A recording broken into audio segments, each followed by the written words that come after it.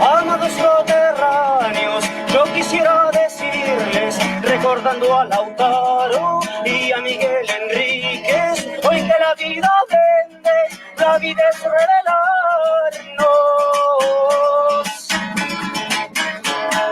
Aunque nos descuarticen al medio de la plaza, aquellos que bendicen la propiedad privada, nuestra tierra nos llama, arden las barricadas, y aunque no quede nada, al fin iremos dignos a vivir caminando, jamás arrodillados, por toda nuestra historia, contra los desalmados, fuerzas acumuladas. Nunca más supe de ti, quizá escondido, arrancado, torturado, acribillado o desaparecido, en el pentagrama impune y sin música del duelo patrio. Algo me dice que fue así. Santiago es una esquina, Santiago no es el gran mundo. Aquí, algún día, todo se comenta, todo se sabe. Por eso hoy, al escuchar esa canción, la canto sin voz, solo para ti, y camino trizando los charcos del parque. Este invierno se viene duro. Cae la tarde otoña en el cielo reflejado de pozas. Aglomeración de autos tocan bocinas en los semáforos. Van y vienen los estudiantes con sus pasamontañas para el frío y la protesta. Los santiaguinos se agolpan en los paraderos del Transantiago, en masa, en tumultos, en una muchedumbre alborotada que colma las calles. Más la ciudad sin ti, mi corazón sin ti. Damos inicio a este nuevo capítulo de Pandemia Sindical. Como ven, hemos decidido hacer una conmemoración, cambiar el tema de inicio de nuestro programa, ya que hoy se cumplen 8 meses de la protesta social, revuelta. Cada uno tiene el derecho de poder llamarla de distintas formas. Así que también damos la bienvenida a nuestros compañeros Jorge y Eduardo. También agradecemos a las personas que se están uniendo. Cabe destacar también de que es un día significativo, estamos en una coyuntura social muy diferente a la que vivimos en octubre, pero que también es necesario hacer como este recuerdo porque somos las y los herederos de cambiar este modelo. Es necesario también recordar de que fue la chispa para recordar millones de demandas históricas también que tenemos como clase trabajadora, la subjetividad de las personas cambió, la discusión política volvió a la mesa a la 11, las familias volvieron a discutir sobre las 40 horas semanales, la gente también comenzó a discutir sobre la legalización del aborto, el derecho a la migración, la desmilitarización del Guarmapu.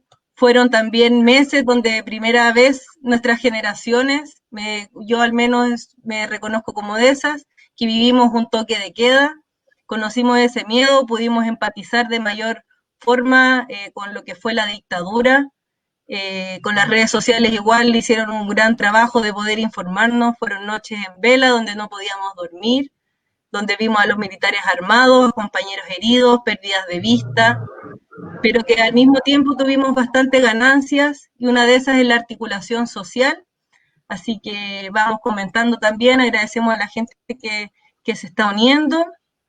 Eduardo, Jorge, ¿cómo están, compañeros? Hola, Vale, un abrazo gigante para ti y para Jorge.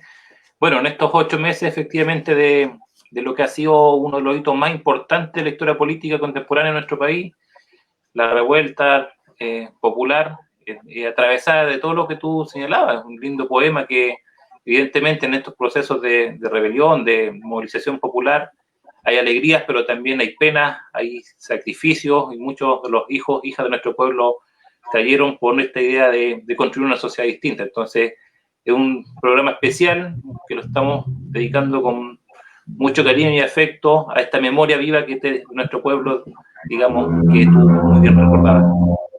¿Cómo estás, Jorge? Aquí también, tratando de que cada una de nuestras acciones sea una forma de conmemorar y de validar el sacrificio que se hizo. Quizás inesperado por muchas y muchos compatriotas, y tratando de que nuestras palabras, nuestro análisis, nuestras acciones apelen a esa misma transformación a la que ellos entregaron de alguna forma a la vida.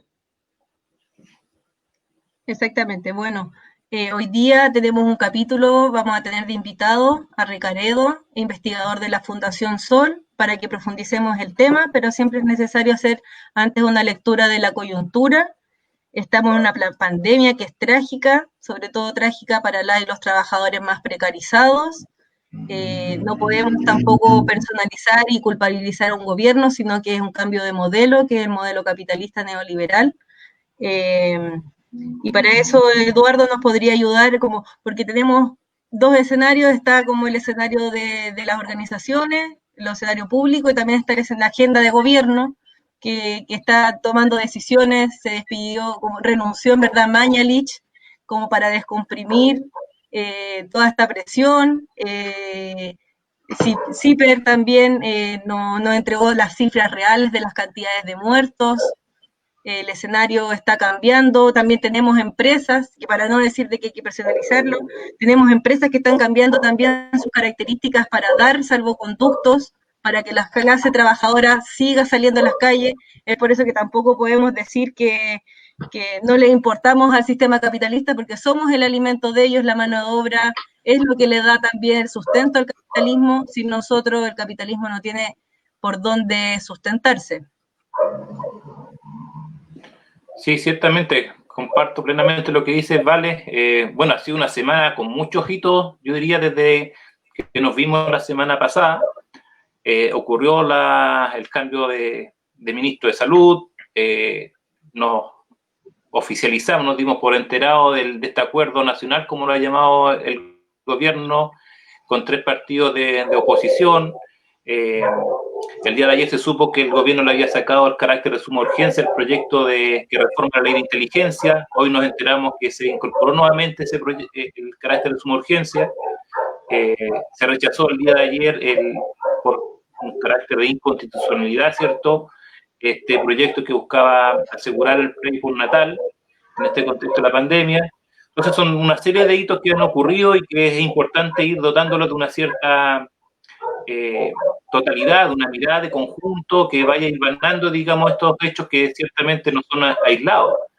Yo diría que un primer elemento de reflexión tiene que ver con de lo que está ocurriendo con el gobierno, con el bloque en el poder más específicamente, ¿cierto? Luego que derechamente fue arrinconado en las movilizaciones a partir del 18 de octubre, y que la pandemia, entre comillas, le vino de alguna manera muy bien, porque está generando un proceso de recomposición en su interior, está retomando la iniciativa política, está limando sus tensiones al interior.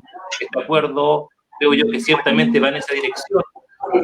Y pues, perfectamente se podría pensar incluso que la salida de Mañalich de alguna manera estaba en la dirección del acuerdo, de generar, digamos, una garantía mínima para poder llegar conjunto a la democracia cristiana, el PS y el PPD, digamos, a esta nueva agenda que intenta enfrentar, digamos, la pandemia. Entonces, yo creo que asistimos, digamos, derechamente a un proceso de recomposición de iniciativa política, en donde el gobierno no solamente está dando respuestas para la coyuntura, sino que está perspectivando un escenario de mediano a largo plazo. No es casual que en este contexto se esté reformando la ley de inteligencia, se renovó, digamos, el estado de emergencia, por tanto vamos a seguir con los militares, digamos, por 2 o 3 meses más, y ya se está instalando esta idea el día de ayer de la hibernización, ¿cómo era? Hibernación.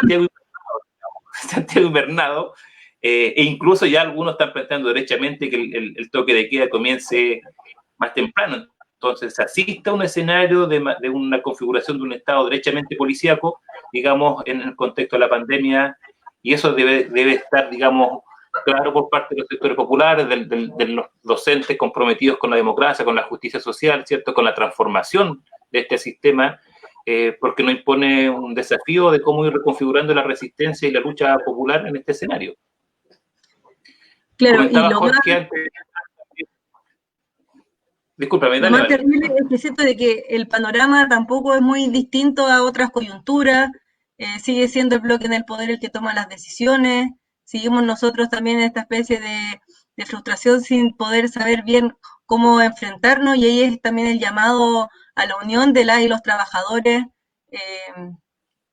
para organizarnos, para empezar a articularnos, para poder resistir, para generar nuestras propias demandas. El trabajo de hormiga yo creo que en estos momentos se hace fundamental para poder dar salida, una salida más fértil, menos dura, menos cruel para la clase trabajadora.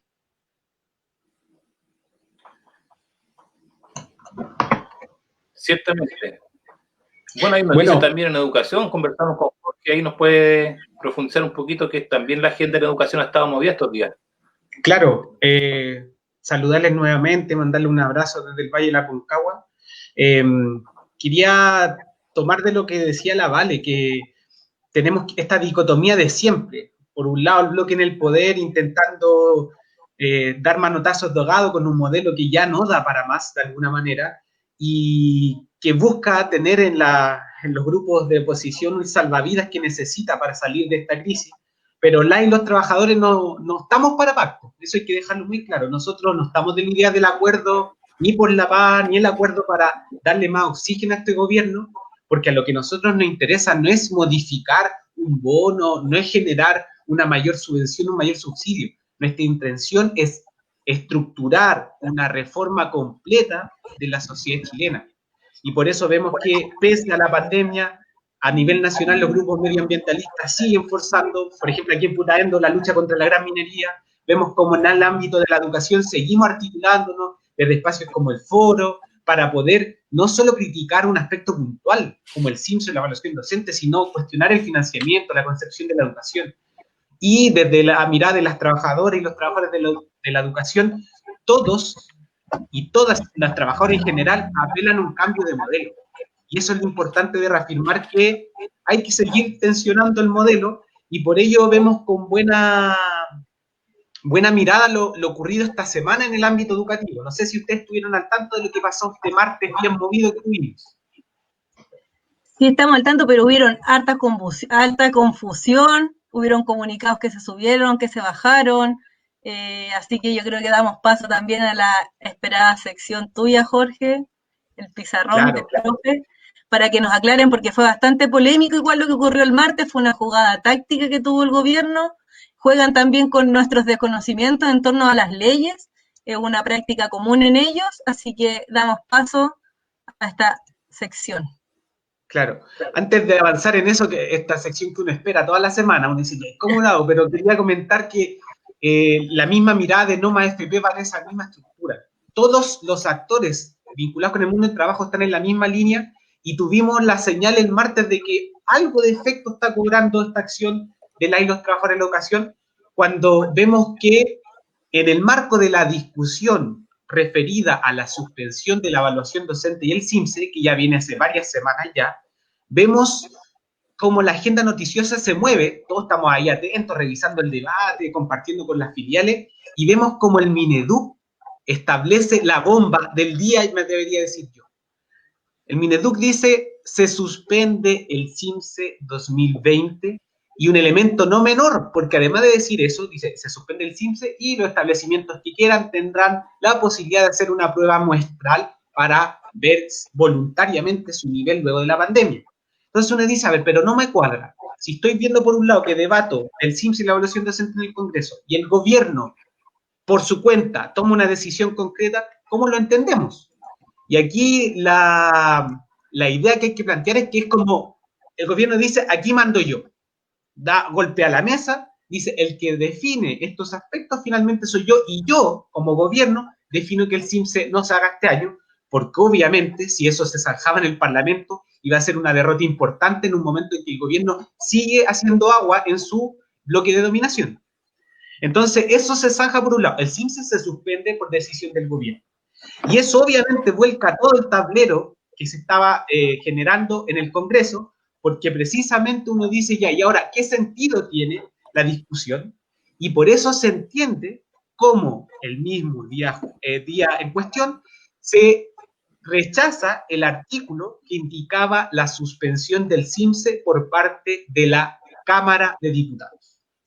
Entonces, ¿qué ocurre con eso? Uno dice ya, ¿y se acabó ese proceso? ¿No hay ninguna coyuntura más? No.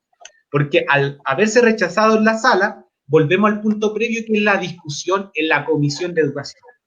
Entonces, en ese contexto, ya que el SIMS de alguna forma está siendo zanjado desde arriba, ¿qué nos queda a nosotras y nosotros como trabajadores de la educación? Zanjar la situación respecto a la evaluación docente. Y nuestro discurso sigue siendo el mismo que establecimos el primer día en que se establece esta directriz desde el Colegio de Profes, que es suspender la evaluación docente a nivel nacional. No sé si más o menos queda claro el tablero como queda. No sé si hay alguna duda o algo que quieran complementar, compañeros y compañeros. Entonces, el CIMSE ya no va y la evaluación docente va. De momento, porque no hay ningún proyecto que zanje esa situación y por lo mismo recalcar que se hace importante seguir, obviamente, atento a esta coyuntura, pero no descuidar la lucha a nivel local. La próxima semana, según información de Docentes Más, se habilita la plataforma para quienes deben rendir la evaluación este año. ¿Por qué menciono eso? Porque ese es el trámite que el Ministerio de Educación estableció por medio del CPIP como paso previo para solicitar la suspensión de la evaluación docente. Entonces, no descuidar el escenario local, porque ahí podemos empezar a avanzar y minar la situación de la evaluación docente, que esperamos que desde el Congreso pueda revertirse absolutamente de cara a este año 2020. Claro, entonces lo que nos queda a nosotras como profesoras y profesores es seguir insistiendo, seguir haciendo bulla por las redes sociales en la suspensión de la evaluación docente. Quieren hacer también las cartas, no sé cómo va eso también, Jorge, quieren hacer las cartas de suspensión, hay que tenerlas listas por si acaso. El llamado es a no dar la evaluación docente si es que el escenario no cambia. Y bueno, hoy día también vamos a como retomar el tema del programa, recordando también, haciendo un viaje en el pasado a estos de esos días, esos meses eternos que fueron eternos. En verdad recordamos de que fueron como octubre, fue octubre, noviembre seguía siendo octubre, diciembre seguía siendo octubre, donde la subjetividad de las personas cambió, donde la emoción y nuestro sentimiento y nuestra también capacidad de entendernos a nosotras y nosotras en la sociedad pasó como a otro rol, ya no éramos personas que vivían amenazadas permanentemente, sino que empezamos también a exigir distintas demandas dentro de nuestros espacios laborales. Empezó a cambiar una subjetividad muy bonita, donde yo veía, o recuerdo este marzo que llegué a clases con estudiantes también alborotados, con estudiantes que tenían mucho que decir, donde el año se proyectaba de una forma muy simbólica y política al mismo tiempo. Así que damos paso también a nuestro invitado. El tema de hoy día, del capítulo de hoy, se titula Recesión. Se me perdió el nombre del capítulo, po. Ahí, recesión económica o crisis de un modelo. Vamos a profundizar en ese tema. Vamos a invitar a Recadero, que es investigador de la Fundación Sol, fundación que cumplió un rol súper importante durante el estallido social, sacando cifras a partir de los salarios de la gente, saca unos datos muy importantes también de los presupuestos que saca el Estado también con la militarización, las Fuerzas Armadas. Así que invitamos a Recadero, nosotros nos vamos, queda el Eduardo. Sí, mientras aparece Recadero. Hola Ricardo, ¿cómo estás, compañero? Saludarte. Hola, agradecerte desde el Movimiento Por Unidad Docente que hayas podido estar hoy con nosotros en este ya quinto programa de Pandemia Sindical, un programa que tiene como objetivo, digamos, poner en diálogo y acercar las posiciones al interior de los trabajadores y trabajadoras de la educación. Nosotros pensamos que hoy los desafíos en el siglo XXI precisamente pasan por ahí, por construir la unidad del mundo de los profes con los demás trabajadores, entendiendo que el Colegio de Profesores tiene un rol fundamental, es relevante hoy en día, pero es insuficiente para las tareas que vienen más adelante. Solamente como dato, ya lo hemos comentado en otras ocasiones, aproximadamente el 48% de la fuerza de trabajo docente está en el sector municipal.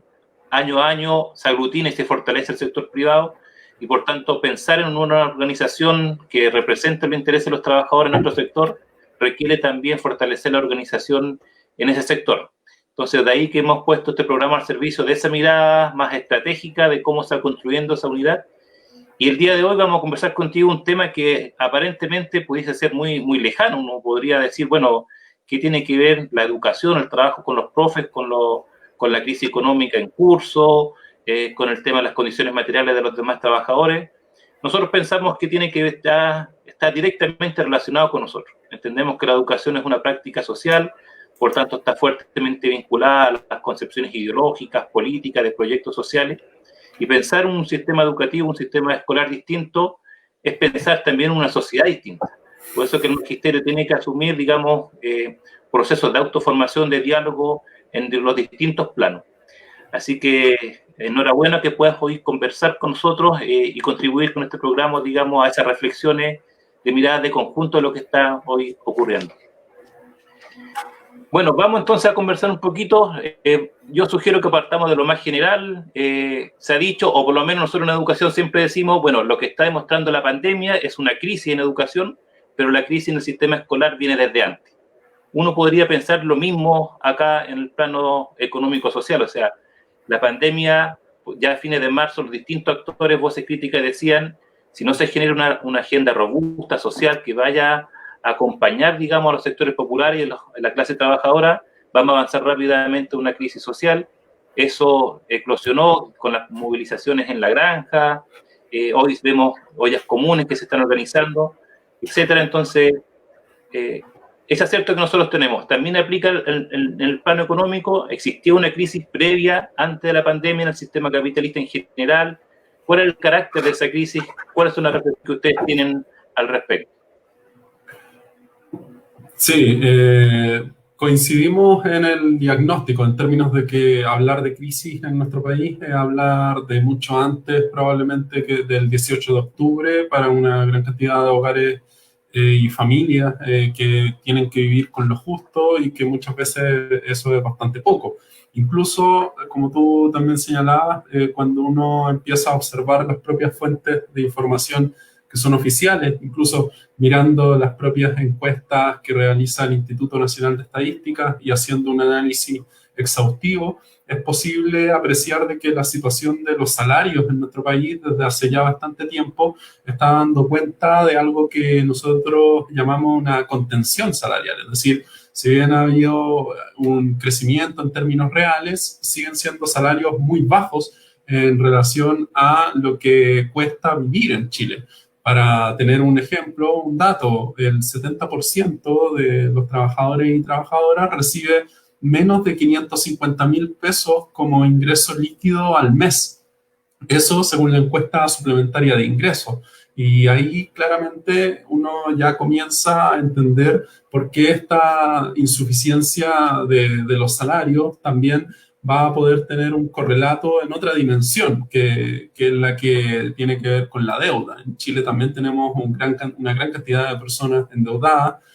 Incluso abril de este año, según las cifras de Equifax, ya estábamos hablando de alrededor de 5 millones de personas que se encuentran con deuda morosa, es decir, que no están pudiendo estar al día en sus compromisos de deuda, y eso muchas veces no se relaciona solo con cuando tú ves que son 5 millones de personas, difícilmente vas a estar diciendo que es un capricho. O sea, eso obviamente desde nuestro punto de vista apunta a un problema estructural, y esto solo hablando de estas dimensiones que tienen que ver con ingresos y en el otro caso con la deuda. Pero es bastante fácil a pasar revista a cada uno de los temas que podríamos asociar con derechos económicos y sociales, como la educación, como la salud, ¿verdad?, el mismo trabajo. Y al observar cada una de estas dimensiones vamos a ir encontrando realidades que son bastante explícitas, que nos muestran el desapego que ha habido durante estas décadas del bloque político que diseña políticas públicas, que selecciona problemas públicos y plantea soluciones en relación a resolver realmente los problemas que en esos ámbitos se han generado. Y desde la opinión que tenemos como Fundación Sol, eso no es algo azaroso, ni tampoco es algo que responda solamente a un ámbito conspirativo, sino que en realidad lo que está ocurriendo ahí es que hay un interés que hemos visto en algunas ocasiones que es muy muy transparente, que es el interés del gran capital, del empresariado, que hemos visto casos donde se ha financiado tanto las campañas políticas como también a políticos que están en el Parlamento ejerciendo su cargo y ha habido ahí situaciones reñidas con la ley. Entonces, sin dudas que el bloque en el poder que comentaban ustedes también en el programa es un bloque que no se compone solo de quienes ejercen el poder en las instituciones de representación política, sino que también se está ejerciendo hoy día efectivamente un poder desde el gran empresariado. Interesante lo que señalaba, porque esta idea de sostener un modelo en base a una contención salarial, ¿cierto? Y por otra parte, en base al fuerte endeudamiento, es lo que se cuestiona con mucha fuerza, digamos, a partir del 18 de octubre, digamos. Lo que se demuestra es una sociedad altamente desigual. El movimiento se fue estructurando de a poco en su devenir, digamos, en base a 3 agendas. Una agenda reivindicativa de mejoras, digamos, económicas, sociales inmediatas. Había medidas ahí del sueldo mínimo, ¿cierto? Elevarlo. Había medidas de gratuidad, digamos, para los adultos mayores, en el transporte. Una serie de demandas que se fueron ordenando. Una segunda agenda relacionada con la violación de los derechos humanos y no la impunidad. Y un tercer elemento que fue procesándose finalmente en este día de la nueva Constitución vía Asamblea Constituyente. Y cuando uno, luego de 8 meses del estallido, digamos, y la revuelta, mira en retrospectiva, bueno, ¿qué se procesó, digamos, de esas 3 demandas? Uno ciertamente puede decir que, en estricto rigor, fue muy poco, y con esto no estoy desmereciendo el alcance, digamos, de la revuelta, sino que fue poco en términos de generar un cambio estructural, digamos. Hubo una gran movilización social, pero en términos del procesamiento político, del impacto de la lógica del modelo, se corrió poco, y el escenario sigue abierto en esta lógica del eventual plebiscito. ¿Cómo ven ustedes, digamos, lo que ha ocurrido, digamos, por parte del bloque en el poder, del gobierno en particular de Piñera, la forma en que encara, digamos, luego de la revuelta desde octubre hasta la actualidad, el actual escenario, digamos, con las medidas, y sobre todo, cuál es el contenido de la estrategia que está utilizando hoy día el gobierno para enfrentar la pandemia? Nosotros somos bastante críticos de lo que hasta este momento el gobierno ha impulsado para enfrentar la pandemia, sobre todo cuando analizamos el resultado de estos distintos niveles de propuesta. Uno de ellos, por ejemplo, el ingreso familiar de emergencia, y vemos que en realidad no pasan ni siquiera el test de suficiencia. ¿Y en qué consiste ese test de suficiencia? En someter ese ingreso a un indicador que el propio Estado ha fijado, que es la línea de la pobreza. O sea, si nosotros comparamos este ingreso familiar de emergencia, que además se piensa en un contexto de pandemia, lo que llegamos a concluir es que no logra cubrir la línea de la pobreza ni en un hogar de un integrante, ni en un hogar de 2, de 3, ni de 4, porque debido al tope que tiene de 100.000 pesos como máximo por integrante del hogar, este ingreso familiar de emergencia siempre va a estar por debajo de la línea de la pobreza. Entonces, eso desde nuestro punto de vista, en algunos casos genera brechas que pueden estar entre los 70.000, 77.000, 50.000 pesos. Y claramente ahí uno puede preguntarse por qué, o sea, ¿por qué no llegar a cumplir siquiera un estándar? Y eso probablemente tiene una respuesta que es bastante histórica, y ahí es donde tenemos que agradecer a profesores y profesoras que se han preocupado, ¿cierto?, de formarnos para tener memoria y no olvidar que la élite de nuestro país, el gran empresariado de nuestro país, en otros momentos de nuestra historia también ha buscado esencialmente mantener sus privilegios. Eso desde el punto de vista de poder generar una especie de situación caritativa. O sea, si nosotros miramos la realidad de Chile a finales del siglo XIX, cuando emergen las sociedades de socorros mutuos, cuando también comienzan a sofisticarse distintas estrategias de organización de trabajadores y trabajadoras. En esa época era la aristocracia junto con la iglesia quienes ejercían, por ejemplo, las labores vinculadas con cuidados, con ciertos mecanismos vinculados con salud, y en gran medida ahí la lógica era una lógica de caridad, es decir, quien recibe no tiene derecho a exigir, ni tampoco tiene derecho a criticar lo que está recibiendo.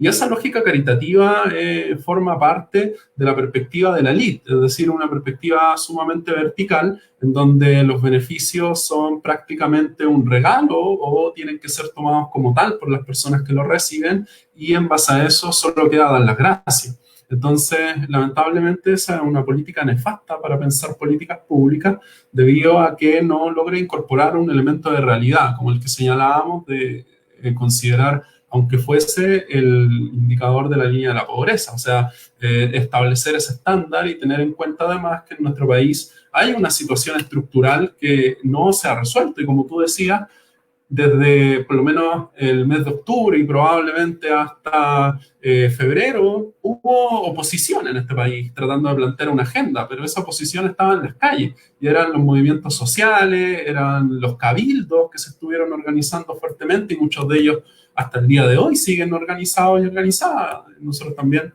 hemos participado en foros similares a este por cabildos que se siguen organizando virtualmente. Entonces, ahí hemos ido viendo cómo esa oposición, que en el fondo era popular y era capaz de disputar la agenda y colocar los temas que tú señalabas como prioridad para que el Congreso tuviese que plantear propuestas al respecto, es la oposición que hoy día fue silenciada a través de una estrategia que fue un fracaso en términos de su implementación, que resultó ser este confinamiento masivo, que terminó generando una situación de la salida del ministro de Salud, ¿verdad? Y que al final hoy día tampoco ha generado un impacto real en términos de cómo abordar esta pandemia. Y desde ese punto de vista, uno de los temas más críticos ha sido de que el gobierno ha desconocido realmente o ha querido hacerlo intencionalmente, no por una cuestión del azar, pero ha querido desconocer que en Chile, durante la última década, no desde octubre ni tampoco desde el 2019, sino que durante la última década, de los más de 1.700.000 nuevos empleos, que son el neto entre empleos creados y destruidos, por lo menos si nosotros calculamos el 66 o 67% está vinculado a condiciones de ocupación que son altamente precarias, que tienen que ver con sus contratos, con suministro, con enganche, incluso cuenta propia, que son trabajadores y trabajadoras que no tienen alguien que sea su jefatura, pero tampoco tienen alguien a su cargo, y muchas de esos tipos de trabajos son de baja hora, poco calificados. Entonces realmente se ha estado desconociendo, incluso estos días, con la militarización excesiva, con las reformas que se han implementado, con esta ley de inteligencia, se ha estado desconociendo que lo que se está haciendo es tomar medidas antipopulares finalmente. O sea, lo que se quiere es que realmente todo el campo popular que se organizó, que fue la oposición efectiva, que está buscando urgentemente los cambios estructurales, hoy día esté confinado en sus hogares y expuesto a incluso el presidio, si es que no cumple estas normas mínimas que están en cierta forma orientadas con un confinamiento y no estrictamente con detectar y aislar los casos que han sido contagiados o que son vulnerables directos de un contagio. Bien. Ricardo, el fin de semana nos enteramos un poco por la prensa y después empezó a circular el documento que se suscribió con el sector de la oposición, entre comillas, porque nosotros compartimos esta idea de que efectivamente en el Congreso hay poca oposición, digamos, al proyecto, al tipo de sociedad, lo que se quiere construir, pero así utilicemos el lenguaje para que se pueda entender, digamos, en ese sentido. Y se dice que hay una fuerte inyección de recursos que van a robustecer, digamos, la mirada social y el rol del Estado. Se está hablando que finalmente se está corriendo digamos, la teja en función del endeudamiento del fisco, que es una cuestión que por lo menos el gobierno se había resistido permanentemente, no quería endeudarse más, dicen, bueno, ahora nos vamos a endeudar un poco más, se está hablando del 20%, al orden del 40%. Entonces la pregunta es que emergen, ¿hacia dónde van a ir esos recursos fundamentalmente? ¿Cuál es el alcance en términos concretos de este acuerdo y las medidas que se están implementando? Tú ya algo te referías un poco sobre esta idea de fortalecer el ingreso mínimo que planteaba el gobierno, pero hay mucho cuestionamiento en relación a cómo esos recursos también van a estar redireccionados a la reactivación de los sectores empresariales. ¿Cuál es la lectura que ustedes tienen en función de las medidas concretas que en este acuerdo se están planteando? y sobre todo también una mirada más política. ¿Qué rol cumple este acuerdo, digamos, en el escenario actual que estamos viviendo? Bueno, por una parte, tenemos que considerar el hecho de que hoy día existe un margen, como tú señalabas, en términos de endeudamiento fiscal, que para el caso de nuestro país es bastante más bajo que el caso de países con PIB per cápita similares. Es decir, ahí efectivamente hay un espacio para poder generar un incremento en términos de las políticas públicas, de transferencias monetarias que se impulsen en este periodo. Por otro lado, también están los fondos soberanos, que algunos de ellos tienen consideraciones que están vinculadas efectivamente con situaciones excepcionales como esta, pero tampoco tenemos que olvidar el hecho de generar un impulso para un sistema tributario que deje de ser regresivo como es el sistema actual, es decir, que está principalmente cargado en el consumo, que es el que realizan los hogares de trabajadores y trabajadoras, y no realmente en la gran riqueza o en el gran capital. Entonces, ahí es donde también es importante pensar un cambio, porque en la urgencia y en el corto plazo, claro, podemos recurrir tanto a la deuda como a los fondos soberanos, pero en el corto andar, ya en el mediano plazo, es necesario que haya un cambio estructural en términos de nuestra forma en la que entendemos los tributos en el país y el sentido que le damos. En ese caso, también es importante no perder de vista lo que señalabas en relación a cuánto de todo esto, al final de todas estas transferencias, va a quedar para el gran empresariado. O sea, ahí obviamente es muy difícil llegar a un número exacto, pero basta con ver las distintas acciones que se están desarrollando en un sistema que en cierta forma es el chileno y que está diseñado para beneficiar al gran empresariado. O sea, si observamos cuestiones que se han dado ahora, como que, por ejemplo, las propias canastas de alimentos que el gobierno ha repartido han sido licitadas con las grandes cadenas de retail. O sea, hemos visto cómo se ha beneficiado tanto el grupo Polman de Cencosud, ¿verdad? O el grupo Sayé, que está vinculado al mayorista Alvi y controla las cadenas de Unimark, que son quienes han proveído todo lo que tiene que ver con estas canastas, pero al mismo tiempo la justificación del gobierno se basa en el hecho de que son estas cadenas las que tienen la posibilidad de atender con la rapidez y urgencia que es necesaria en esta crisis. Entonces, ahí uno ve de que eso, si es real y si pensamos de que esa es la razón, entonces también entenderíamos que esa razón está dada debido a cómo se ha construido el sistema económico en nuestro país, que es un sistema pro gran empresariado, que finalmente ha ido dejando esta idea de la pyme relegada a la idea de emprendimientos que son bastante efímeros. O sea, las pymes que podemos ver en nuestro país realmente duran muy poco en términos de su ciclo de permanencia en el mercado, ¿verdad? Y la mayoría de las razones por las que duran poco tiene que ver con las barreras de entrada y las competencias, que muchas veces se concentran esencialmente bajo el control del gran empresariado. Hemos visto como hace poco se empezó a discutir, ¿verdad?, de los días máximos de pago que tienen que hacer a los proveedores en las cadenas, y eso muchas veces es algo que también afecta en términos económicos a las pequeñas y medianas empresas.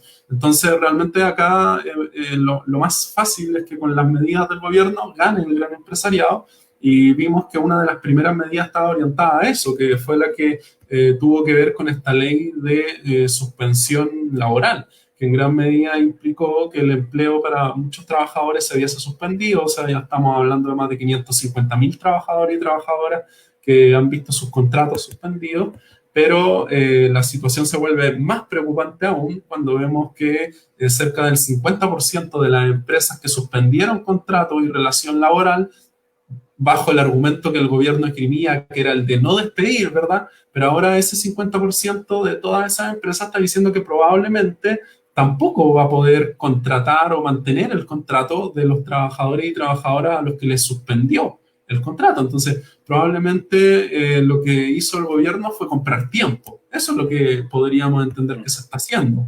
Y comprar tiempo en un año que ha sido sumamente difícil.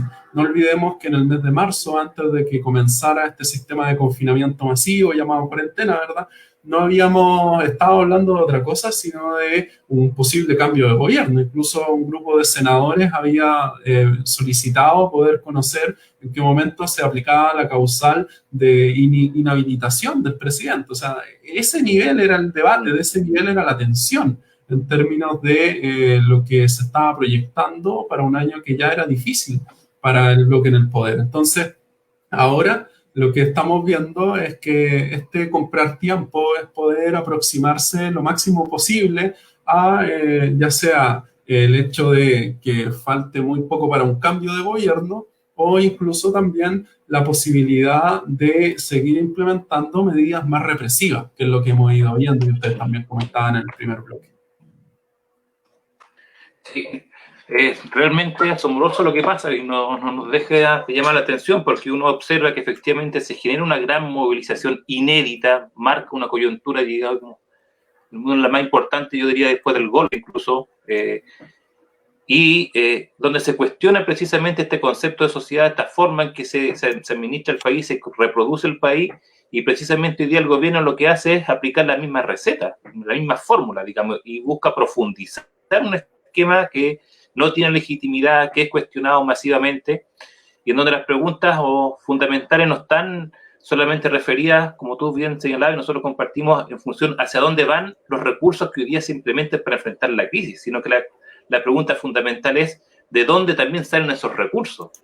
Y hoy efectivamente lo estamos pagando a todos los chilenos y se mantiene intacto al gran empresariado.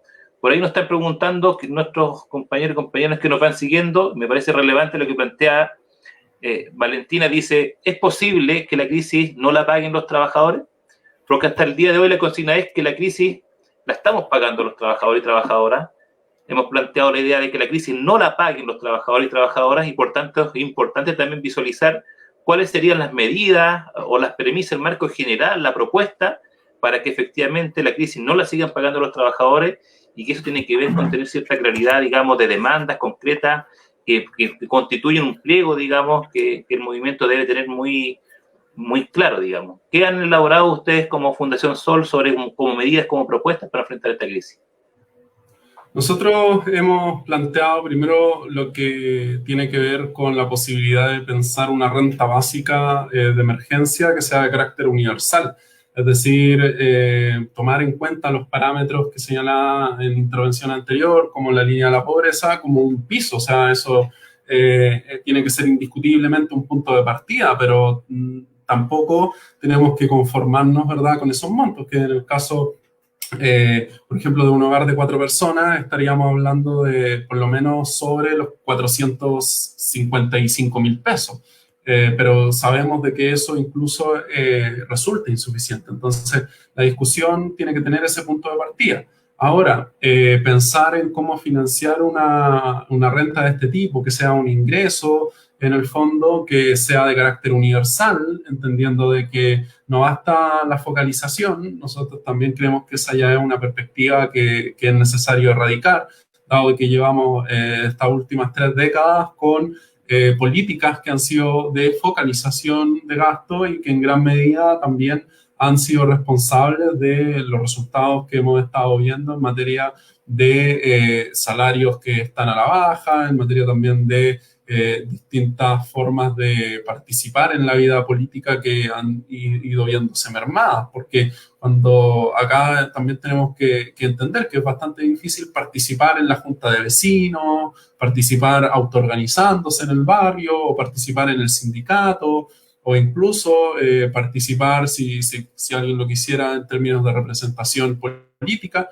si es que no cuenta con los recursos para ello, si es que quiere participar en el barrio, pero tiene que trabajar más de 8 horas al día, ¿verdad?, todos los días, o incluso de lunes a domingo. O sea, es bastante difícil pensar de que bajo estas condiciones estructurales que estamos comentando íbamos a tener un alto nivel de participación política y un alto nivel de democratización en las bases, porque además ha habido una intención de evitar, ¿verdad?, que los espacios de participación y de coordinación tengan posibilidades de controlar el barrio, de controlar las comunidades educativas, por ejemplo, controlando realmente presupuestos, gestión, realizando proyectos educativos comunes y colectivos y públicos. O sea, eso es algo que que en gran medida es importante entender de que no es que nuestro país pensarlo como una profecía autocumplida, de pensar de que muchas veces es algo de la cultura del país que por algo no se participa.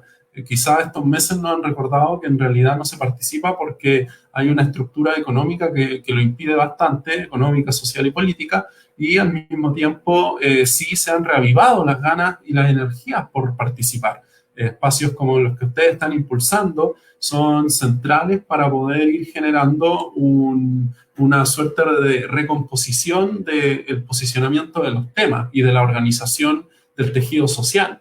O sea, entender cómo profesores y profesoras de distintas regiones de Chile comparten problemas comunes con trabajadores y trabajadoras quizás del sector del retail, en términos de bajo salario, en términos de flexibilización de los contratos, en términos de incertidumbre a fin de mes, o que no alcanzan los ingresos para llegar a fin de mes, son cuestiones que nos van dando cuenta de algo muy concreto, que es que pertenecemos a un segmento social, en este caso clase trabajadora, ¿verdad?, que requiere de sus ingresos para poder vivir y reproducir su vida, y que al mismo tiempo esta clase no es solo la asalariada, sino que también en el hogar, cuando estamos en cierta forma reproduciendo a la clase trabajadora, ¿verdad?, también ahí se están dando condiciones de trabajo que muchas veces no son reconocidas y ni siquiera son remuneradas, pero todo el trabajo doméstico también es trabajo. Entonces, esas perspectivas hoy día, debido a la fuerza del movimiento feminista, por ejemplo, debido a la fuerza de los movimientos sociales por la educación, debido a la fuerza de los movimientos por la previsión, han ido siendo perspectivas que han ayudado a colectivizar los problemas y colectivizar también la búsqueda de soluciones. Entonces, ahí, por ejemplo, en materia estructural, nosotros también apoyamos la propuesta de derogar el decreto de ley 3500, de impulsar un sistema de seguridad social real para nuestro país. Eso en términos estructurales también tiene que ver con impulsar un cambio a nuestro sistema tributario y poder generar un sistema que sea progresivo, que esté cargado principalmente en las grandes riquezas. Al mismo tiempo, creemos que es importante apoyar las iniciativas de las organizaciones de trabajadores. El hecho de que fueran los centros de estudio o los llamados expertos y expertas, ¿verdad?, quienes dijeran el rumbo de las políticas públicas, es también algo que tenemos que entender que ha generado los problemas que hemos vivido. O sea, la tecnocracia no contribuyó realmente a un mejoramiento de la política pública. Acá lo que es necesario es que sean las organizaciones vivas de trabajadores y trabajadoras quienes dirijan los rumbos de los espacios en los cuales se encuentran desarrollando su quehacer.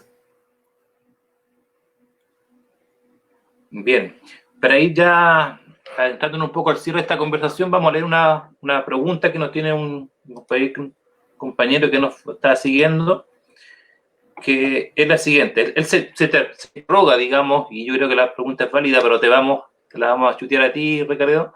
Dice, ¿no será parte de su estrategia del gobierno generar esta rabia para así luego justificar su represión, la prevención, digamos, la represión en el pueblo, digamos? ¿Se podrá pensar solamente en esa lógica más, digamos, de generar un escenario de acumulación de rabia, al mismo tiempo ir preparando un estado policíaco y llevar después una movilización cuando se baje un poco la pandemia y justificar un escenario mucho más autoritario, digamos? Es una de las hipótesis que está circulando y que Manuel se la plantea en este espacio. ¿Qué crees tú?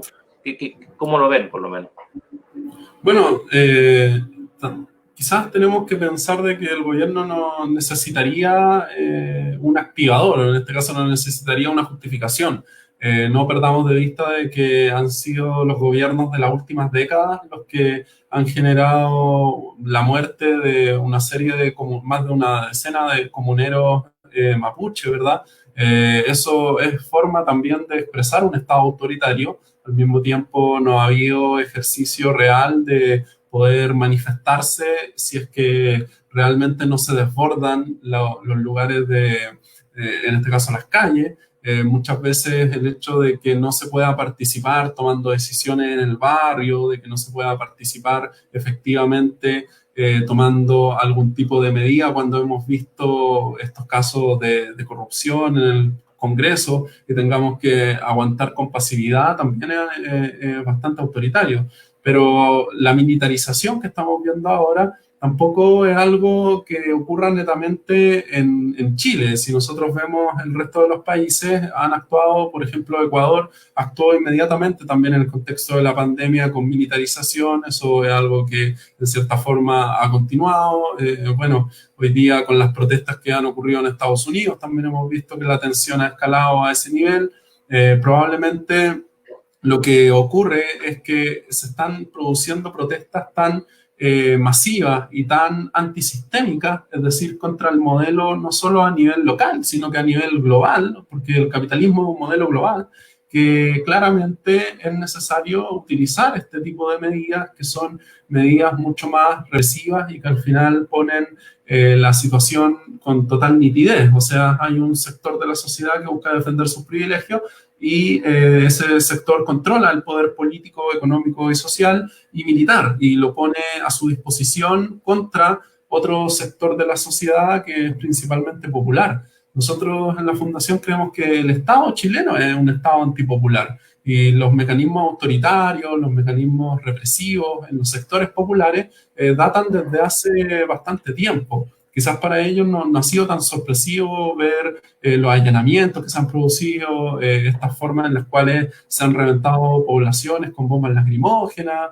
Entonces, todo eso es muy importante no perderlo de vista. Quizás este gobierno necesita una excusa. Lo que está haciendo es actuar como históricamente lo ha hecho y al final del día lo que busca es realmente no atender a las demandas legítimas que provienen de un pueblo que se ha visto despojado de sus derechos que al mismo tiempo eran derechos que ya había conquistado. O sea, tampoco estamos hablando de derechos que hayan sido regalados. Históricamente fueron las propias movilizaciones, han sido las protestas las que han logrado construir y consolidar derechos sociales y económicos.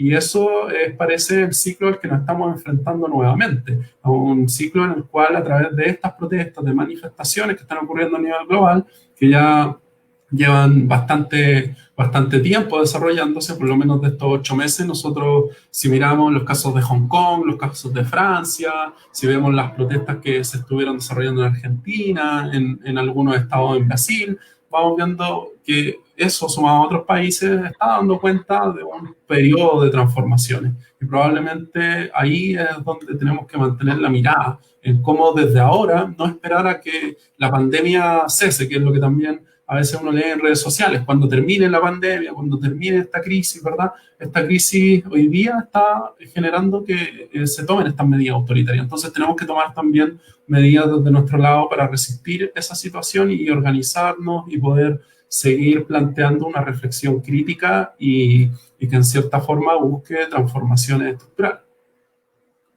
Bien, estamos conversando con Recaredo Gálvez en Pandemia Sindical. Vamos a invitar se acabó el recreo para la Val y para el Jorge, así que los vamos a invitar que regresen acá a esta conversación. Estamos en este programa del Movimiento por la Unidad Docente que busca generar un encuentro, un diálogo entre los trabajadores y trabajadoras de la educación en contra de este sistema en general, que es el sistema capitalista, ¿cierto? Porque la nueva escuela que queremos construir, que ponga en el centro al ser humano, a nuestros niños con sus derechos, a ser felices, a construir, a que la escuela sea un espacio democrático, donde se comparte una experiencia educativa, requiere la transformación general del sistema. Y en ese sentido, las conversaciones sobre lo que ocurre con el sistema global, económico, las medidas que impactan, digamos, los trabajadores y trabajadoras, de los cuales nosotros también somos un actor fundamental, revisten, digamos, una importancia relevante, puesto que lo tenemos que reconocer como una autocrítica que tenemos que hacer los profes. Muchas veces tenemos un discurso muy gremial, ¿cierto? Solamente los profes, y no ponemos la perspectiva de los intereses comunes al interior de los trabajadores de la educación de la escuela y sobre todo en perspectiva común con la clase trabajadora, que es lo fundamental si es que realmente queremos construir una nueva escuela y una nueva sociedad. Así que vale, Jorge, ¿cómo están? Bien, estuvo muy buena la conversación, la discusión, se dieron varios datos, quedan dudas pendientes claramente también. Y ahora para entrar en profundización también, conocer un poquito más a Recaredo, preguntarle a nuestro compañero que nos estuvo acompañando durante este 5º capítulo de Pandemia Sindical, ¿qué estudiaste, Recaredo? Porque no sabemos nada de ti. Sí, bueno, yo en realidad quizás no soy lo más importante de la conversación, pero claro, estudié Ciencias Políticas y Administrativas en la Universidad de Concepción, luego un magíster en Política y Gobierno también ahí en esa universidad. ¿Y cómo llegaste a Fundación Sol? A través de la práctica profesional, desde que era dirigente estudiantil, que me gustaba mucho el enfoque de la fundación en términos de la crítica al sistema, y me parecía bastante coherente y riguroso, que creo que son la parte del sello de la fundación. Y durante esta pandemia, este encierro, ¿cómo ha sido la pega de Fundación Sol? ¿Ha estado muy difícil? ¿Cómo han logrado también articularse? Porque también son trabajadores que han tenido que estar teletrabajando. ¿Cómo ha sido esa experiencia? Sí, ha sido una experiencia que ha estado en un nivel de privilegio, podríamos decir, ya que hemos tenido la oportunidad de poder teletrabajar. Oportunidad que, como conversábamos durante el programa, muchos trabajadores y trabajadoras hoy día no tienen, efectivamente. Entonces, nosotros hemos tratado de reorganizar lo que hacemos para mantener la fluidez de nuestras publicaciones, que creemos que es la manera a través de la que contribuimos al debate, y hemos también mantenido apoyos con organizaciones sindicales que constantemente buscamos apoyar, ya sea formación o a través de negociaciones colectivas. Y lo más importante es que hemos tratado también de cómo mantener nuestro proyecto. La Fundación Sol es totalmente autofinanciada, nosotros no tenemos ni un directorio, somos un equipo horizontal, y a través del apoyo de organizaciones de trabajadores o también de investigación, acción, vamos logrando financiar lo que hacemos. Entonces, me imagino que como para muchas organizaciones o personas, ese ha sido uno de los puntos más críticos en este momento, pero también ahí hemos ido viendo bastante apoyo que recurrentemente hay debido al interés de lo que hacemos. Mira, interesante la pega de Fundación Sol, agradecer nuevamente, y ahora vamos con otra sección que es la de cierre, que es la sección del autocuidado, donde te invitamos a que lances un peñascazo. Puede ser una persona, puede ser un hito, una coyuntura, algo que haya ocurrido en la semana donde te puedas desquitar libremente. Tu peñascazo, sí. Reca. Sí, el peñascazo es para los grandes grupos económicos nacionales, ya que son los que están más cerca y es más fácil quizás que les llegue, ¿verdad? Y la idea es que sea un peñascazo que les ayude a despabilar, como se dice, para que en cierta medida estos cambios estructurales de los que hemos hablado sean cambios que podamos ver concretados y dejen de hablando en jerga futbolística, ¿verdad?, trancar la pelota. Debido a que si al final del día sacamos cuenta, muchas políticas públicas se definen en ICARE o se definen en las mesas de los grandes grupos económicos.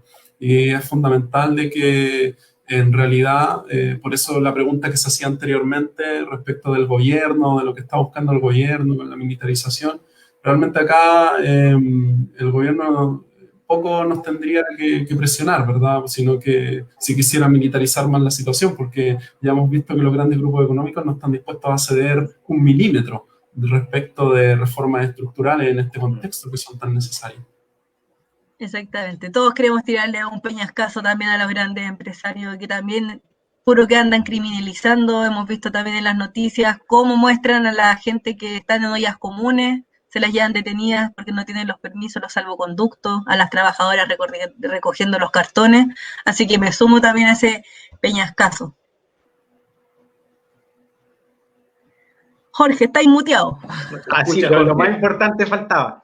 Desde aquí del Valle de la Aconcagua agradecer porque encarnamos estas citas que hemos ocupado muchas veces en clases de la Fundación Sol, así que nos han ayudado a extender esa mirada crítica al modelo con nuestros estudiantes, con nuestros compañeros de trabajo, porque nosotros finalmente como organización eso es lo que miramos, una transformación estructural desde un frente que articule a las y los trabajadores de la educación en todas sus dependencias. Así que agradecerte y que ojalá se sigan perspectivando estos trabajos conjuntos para, desde la fundación y desde el gremio y desde las y los trabajadores de la educación, logremos ansiado un cambio en el modelo estructural.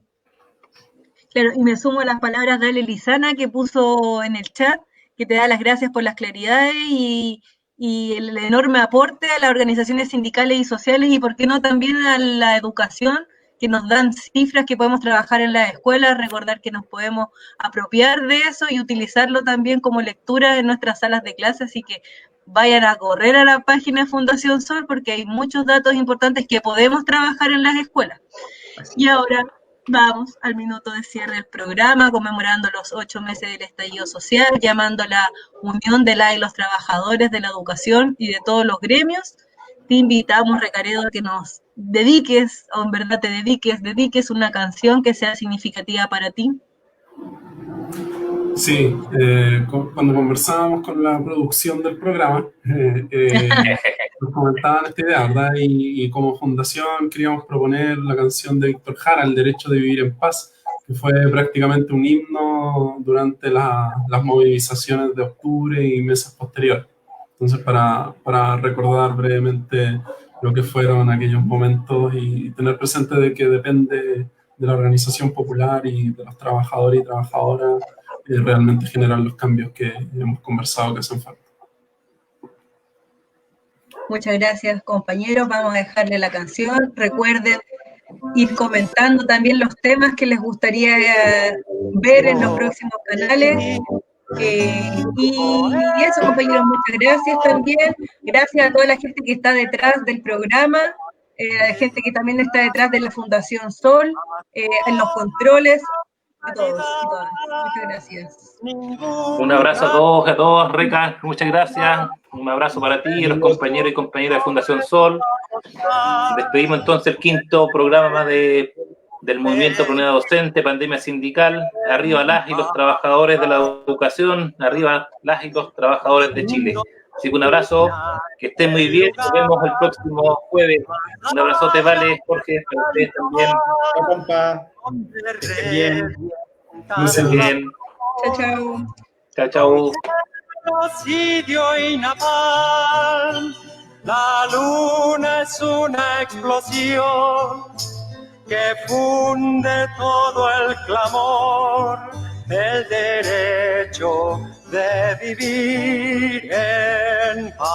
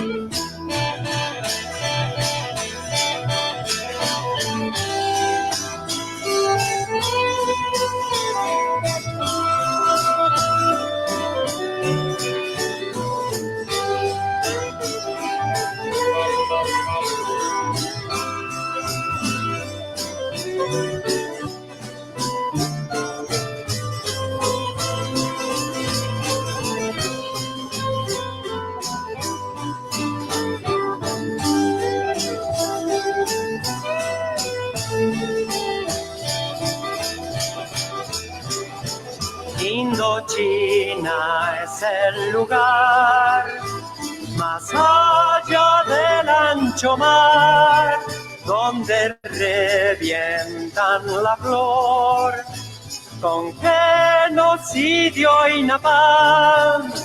La luna es una explosión que funde todo el clamor, el derecho de vivir en paz. Y ojo, nuestra canción es fuego de puro amor, es palomo, palomar, olivo del olivar, es el canto universal, cadena que hará triunfar el derecho de vivir en paz. La, la, la, la, la, la,